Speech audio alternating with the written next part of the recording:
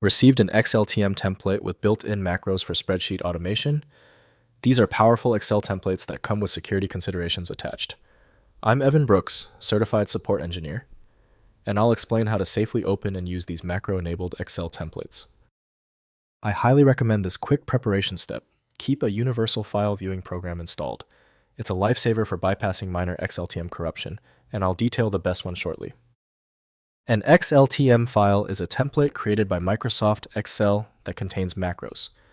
Users open this file to create new spreadsheets, XLSM files, with predefined layouts, formulas, and automated tasks powered by VBA scripts.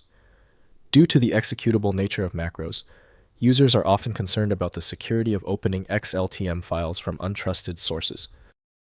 Based on the Office Open XML, OOXML standard, an XLTM file is a zip-compressed archive containing multiple XML parts. It is structurally identical to an XLTX standard template, but includes an additional binary part, vbaProject.bin, which stores the macro code. This modular design separates data, presentation, and logic for improved robustness. The common standard viewer for XLTM is typically Microsoft Excel from Microsoft Corporation. Windows requires elevated permissions for the file, which dedicated software manages automatically. Windows provides minimal detail, so serious editing must be done in a spreadsheet application. Open the menu by right-clicking your XLTM file and choosing Open With. Try Microsoft Excel first. If it's absent, select another program. This trial and error process is crucial for troubleshooting. If your XLTM file still refuses to open, stay calm. Congratulations on making it this far. We know the file is difficult. Now let's systematically test these common failure areas to pinpoint the origin of the problem. First, opening in Excel. Double-click the XLTM file to create a new workbook based on the template in Microsoft Excel. Excel may display a security warning about macros at the top of the window. Click Enable Content only if you trust the source of the template, since macros can execute potentially harmful code on your system. Next, editing the template. To modify the template itself, rather than creating a new workbook, right-click the XLTM file and select Open.